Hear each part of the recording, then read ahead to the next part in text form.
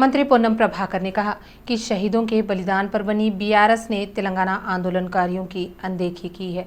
Party के नेता सिर्फ इसलिए कांग्रेस में शामिल हो रहे हैं क्योंकि वे बीआरएस में ही हो रही शर्मिंदगी को बर्दाश्त नहीं कर सकते।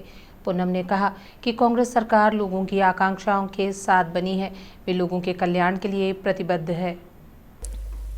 मंत्री पोन्नम प्रभाकर ने कहा कि लोकसभा में तेलंगाना के लिए लड़ने वाले केवल कांग्रेस के सांसद मौजूद थे। आंदोलन के दौरान कांग्रेस की भूमि पर दिलचस्प टिप्पणियां की। जब एफडीआई पर वोटिंग चल रही होगी तब हमने वोट नहीं करने की बात कही थी। साथ ही यह भी कहा था कि वे तभी वोट करेंगे जब तेलंगाना के पक्ष में फैसला लिया जाएगा। उन्होंने सुषमा स्वराज को बिल के समर्थन करने के लिए मना लिया था। उन्होंने कहा कि आईबी ने संसद में बिल पेश होने का मौका सीधा प्रसारण न करने की झूठी रिपोर्ट दी गई थी। पोन्नम ने बताया कि झूठी सूचना के कारण लाइव नहीं दिया गया क्योंकि झगड़े होने की संभावना दी थी। बिल पेश होने के दौरान विधानसभा के सदस्य बाहर या अंदर न जाकर दरवाजे बंद कर देंगे। लेकिन पोन्नम ने कहा कि यह कहना सही नहीं है कि प्रधानमंत्री मोदी ने बंद दरवाजे के पीछे बिल पेश किया। ग्रेटर हैदराबाद नगर निगम की डिप्टी मेयर श्रीलता शोभन रेड्डी कांग्रेस में शामिल हो गई हैं। ग्रेटर हैदराबाद की डिप्टी मेयर मोते श्रीलता रेड्डी भाई कर्मक संगम के पति शोभन रेड्डी गांधी भवन में एआईसीसी प्रभारी दीपा दास मुंशी, एमएलसी महेश कुमार गौड़, मंत्री पोन्नम प्रभाकर और अनिल कुमार यादव के नेतृत्व में कांग्रेस पार्टी में शामिल हो गए। श्रीलता शोभन रेड्डी के साथ 6 अन्य नगर सेवकों को मुंशी ने पार्टी में शामिल होने के लिए आमंत्रित किया। कांग्रेस पार्टी में शामिल होने के मौके पर पोन्नम ने मोते श्रीलता रेड्डी दंपति को आमंत्रित किया। मंत्री पोन्नम प्रभाकर ने कहा कि कांग्रेस सरकार जनता के लिए बनी सरकार है। कांग्रेस पार्टी वह पार्टी है जिसने तेलंगाना दिया और वह पार्टी जो तेलंगाना लेकर आई है। पोन्नम ने आश्वासन दिया कि वह कांग्रेस पार्टी के कार्यकर्ताओं को न्याय दिलाने के लिए कड़ी मेहनत करेंगे। बीआरएस में हो रहे अपमान के कारण नेता कांग्रेस में शामिल हो रहे हैं।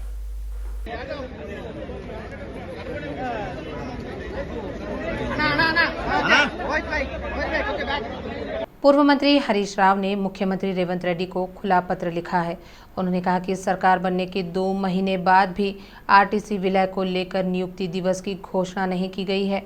वे आरटीसी के सरकार में विलय के नियत दिन को लागू करना चाहते हैं। उन्होंने मांग की कि आरटीसी को तुरंत सरकार में विलय किया जाएगा। हरीश राव ने कहा कि आरटीसी ड्राइवरों और कंडक्टरों पर फ्री बस सेवाओं का बोझ पड़ेगा। आरटीसी कर्मचारियों को सरकारी खजाने से वेतन दिया जाए। वे बढ़ते हुए यातायात को पूरा करने के लिए नई बसें खरीदना चाहते हैं। 2013 कांग्रेस ने घोषणा की है कि वे पीआरसी बॉन्ड के लिए भुगतान करेंगे। वे बॉन्ड के अनुसार नकद भुगतान करना चाहते हैं। एमएलसी कविता ने आंध्र प्रदेश में किया दौरा। उन्होंने आंध्र प्रदेश के डॉक्टर बीआर अंबेडकर कोनसीमा जिले के मुंगंडा में के मुत्यालम्मा देवी के मंदिर के पुनः अभिषेक में भाग लिया। देवी के दर्शन कर पूजा की। उन्होंने प्रार्थना की कि आंध्र प्रदेश और तेलंगाना राज्यों के लोग देवी की कृपा से समृद्ध होंगे और दोनों राज्य विकास में सबसे आगे बढ़ेंगे। कविता ने कहा कि मुत्यालम्मा देवी के पुनरुद्धार कार्यक्रम में भाग लेकर वह भाग्यशाली महसूस कर रही हैं। उन्होंने 400 वर्ष से अधिक पुराने इतिहास वाले मंदिर में देवी माता के दर्शन करने पर प्रसन्नता व्यक्त की। उनकी इच्छा है कि देवी का आशीर्वाद बना रहे ताकि तेलुगु राज्य समृद्ध हो और प्रगति के पथ पर आगे बढ़ें। उन्होंने कहा कि वह प्रार्थना करते हैं कि देवी की कृपा से तेलंगाना और आंध्र प्रदेश राज्य अच्छी प्रगति करेंगे। तेलंगाना सरकार ने जिलों, जोनों और बहु क्षेत्रों के पुनर्वितरण से उत्पन्न कर्मचारियों के मुद्दों को हल करने के लिए एक मंत्री स्तरीय उप समिति नियुक्त की है। इस उप समिति की अध्यक्षता स्वास्थ्य और चिकित्सा मंत्री दामोदर राज नरसिम्हा करेंगे और मंत्री श्रीधर बाबू और पोन्नम प्रभाकर सदस्य होंगे। सरकार की मुख्य सचिव शांति कुमारी ने इस आशय का आदेश जारी किया है। यह समिति जियो नंबर 317 और जियो नंबर 46 के कारण उत्पन्न होने वाली समस्याओं का अध्ययन करेगी और सरकार को रिपोर्ट देगी। सरकार ने आदेश दिया है कि मंत्री स्तरीय उप समिति की बैठकों में संबंधित विभाग प्रमुखों को शामिल होना होगा। तेलंगाना में कांग्रेस की नई सरकार के गठन के बाद कई मनोनीत पदों को हटा दिया गया है। कुछ ने खुद ही इस्तीफा दे दिया। अब रेवंत रेड्डी सरकार द्वारा रिक्त मनोनीत पदों को भरा जा रहा है। हाल ही में सरकार ने तेलंगाना मीडिया एकेडमी के अध्यक्ष की नियुक्ति की है। वरिष्ठ पत्रकार के श्रीनिवास रेड्डी को तेलंगाना मीडिया एकेडमी के अध्यक्ष की नियुक्ति किया गया। सरकार ने इस आशय के आदेश जारी कर दिए हैं कि वे जीओ जारी की गई तारीख से 2 साल तक इस पद पर बने रहेंगे। सिद्धिपेट के पूर्व विधायक रघुनंदन राव ने कहा कि अगर बीआरएस को बचाना है तो कुछ सीटों पर विजयी होने के बारे में मीडिया में षड्यंत्रकारी अभियान चला रहा है।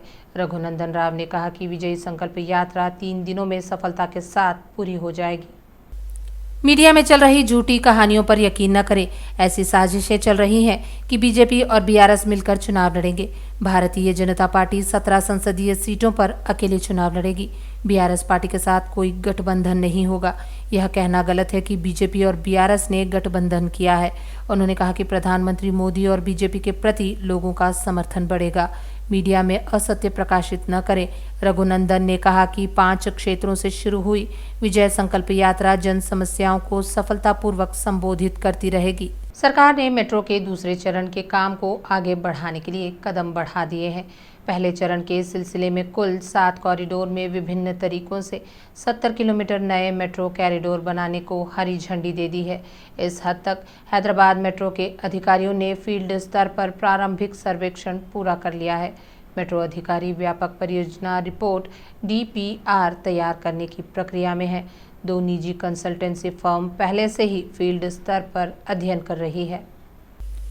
मेट्रो के दूसरे चरण को जल्द से जल्द शुरू करने का लक्ष्य रखते हुए सरकार ने जल्द ही इसका शिलान्यास करने की तैयारी शुरू कर दी है।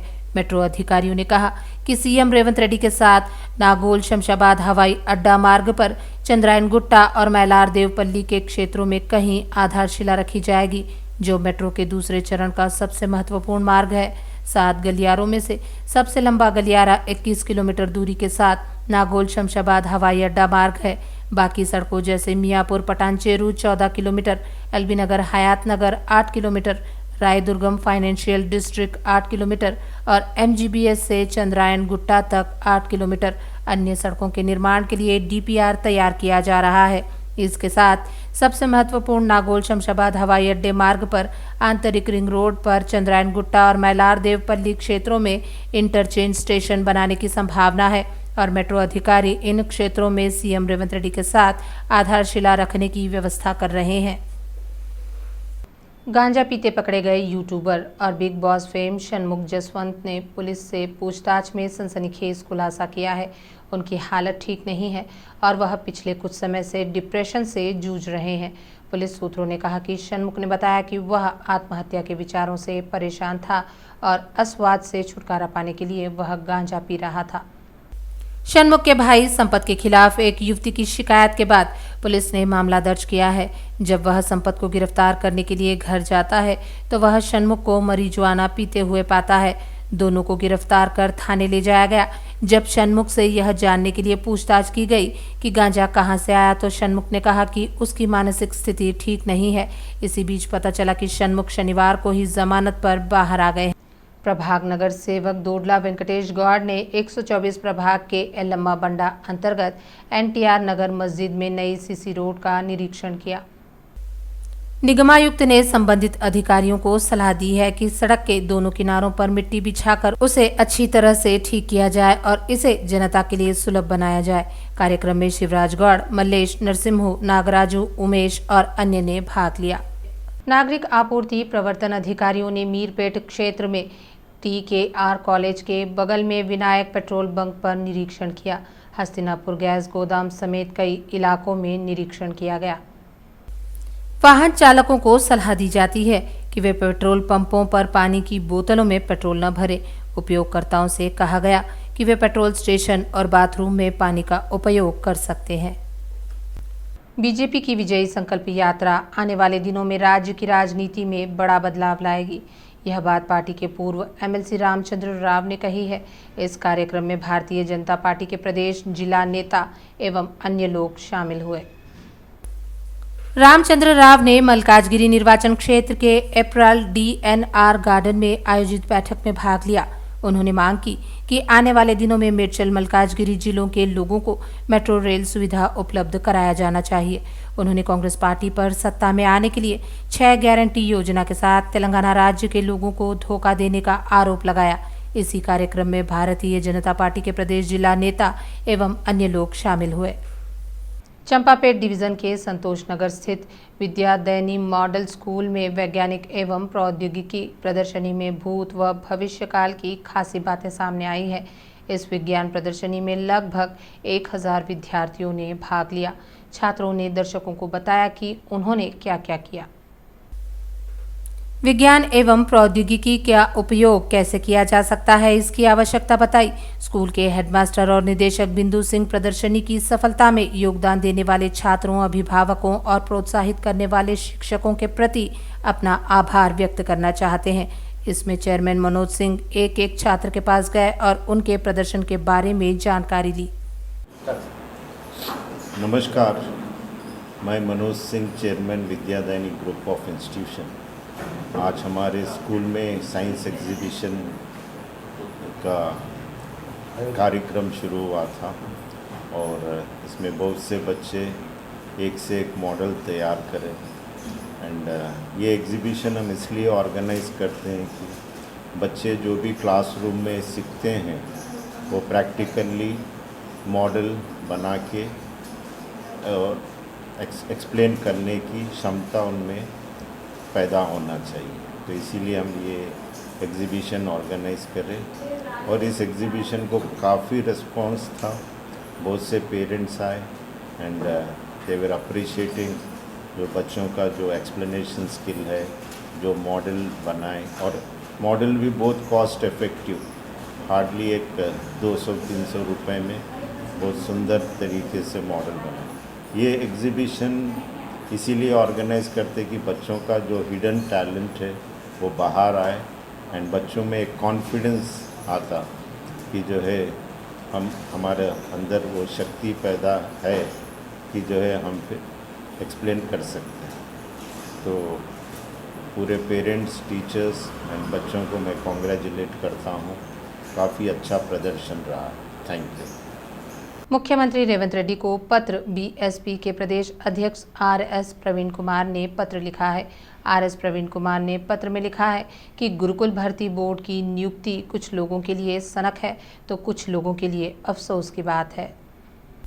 पिछले साल गुरुकुल बोर्ड ने डिग्री लेक्चरर और पीजीटी जैसी कई नौकरी रिक्तियों के लिए अधिसूचनाओं की एक श्रृंखला जारी की गई थी। इसी क्रम में सीएम रेवंत ने प्रवीण कुमार के पत्र में उल्लेखित नियुक्तियों के मुद्दे पर मधुर जवाब दिया। सीएम रेवंत रेड्डी ने कहा कि एक शिक्षाविद और राजनेता के तौर पर सरकार आरएसपी के सुझावों और सलाहों को स्वीकार करने के लिए हमेशा तैयार रहेगी। 4 दिनों तक भव्य रूप से जारी मेडाराम महाजात्रा शनिवार रात को संपन्न हो गई। भक्त कोटि को आशीर्वाद देने के बाद वन देवताएं वन में प्रवेश किया। हालांकि सम्मक्का और सारलम्मा कल रात मंदिर में प्रवेश कर गई, फिर भी मंदिर के आसपास अभी भी भक्तों की भीड़ है। रविवार होने के कारण बड़ी संख्या में श्रद्धालु आ रहे हैं और पूजा अर्चना कर रहे हैं।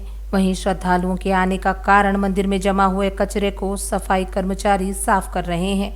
मंदिर के ईओ राजेंद्र ने कहा कि श्रद्धालु तिरुगुरुवारम तक आएंगे और बुधवार को तिरुगुरुवारम का आयोजन होगा। विधानसभा चुनाव में कारू पार्टी की करारी हार के बाद बीआरएस को एक और झटका लगा है। केसीआर की पार्टी वह चुनाव हार गई। कांग्रेस से सत्ता में आने के साथ ही राज्य में राजनीतिक समीकरण तेजी से बदल रहे हैं। इसी के तहत रोज पार्टी के प्रमुख नेता एक के बाद एक पार्टी से इस्तीफा दे रहे हैं। जब जीएचएमसी की डिप्टी मेयर श्रीलता शोभन रेड्डी दंपति ने रोज पार्टी से इस्तीफा दे दिया है और कांग्रेस में शामिल हो गए हैं। इससे पहले कि वे अपना सदमा बर्दाश्त कर पाते, बीआरएस को एक और झटका लगा है। महेश्वरम के पूर्व विधायक तीगला कृष्णा रेड्डी और रंगारेड्डी जिला जेडपी अध्यक्ष तीगला अनिता रेड्डी ने बीआरएस पार्टी की सदस्यता से इस्तीफा दे दिया है। इस महीने की 27 तारीख को चेवेला में होने वाले सभाओं में प्रियंका गांधी के नेतृत्व में नेता कांग्रेस पार्टी में शामिल होंगे। पिछले कुछ समय से नाखुश चल रहे पूर्व विधायक तीगला कृष्णा रेड्डी पार्टी छोड़ने के लिए तैयार है। प्रधानमंत्री मोदी ने कुछ ही महीनों के अंदर एक बार फिर अरब सागर में गोता लगाया है। उन्होंने हिंदुओं की प्राचीन आध्यात्मिक नगरी द्वारका में पूजा अर्चना की। इसके लिए वह स्कूबा डाइविंग के जरिए समुद्र में पानी में गए। हिंदुओं का दृढ़ विश्वास है कि भगवान श्री कृष्ण ने एक बार इस शहर पर शासन किया था। प्रधानमंत्री मोदी आज द्वारका द्वीप पर स्कूबा डाइविंग करने गए। इसके लिए आवश्यक उपकरण पहने जाते हैं। उसके बाद वे पानी में उतरे और प्राचीन शहर में अवशेषों तक पहुंचे और विशेष प्रार्थना की। उन्होंने अपने अनुभव सोशल मीडिया पर साझा किए। समुद्र के बीचों बीच द्वारका में पूजा करना एक दिव्य अनुभव है। मुझे प्राचीन काल की शाश्वत भक्ति से जुड़ाव महसूस हुआ। पोस्ट में कहा गया, भगवान कृष्ण सभी को आशीर्वाद देते हैं। मालूम हो कि प्रधानमंत्री कुछ महीने पहले लक्षद्वीप में स्कूबा डाइविंग करने गए थे।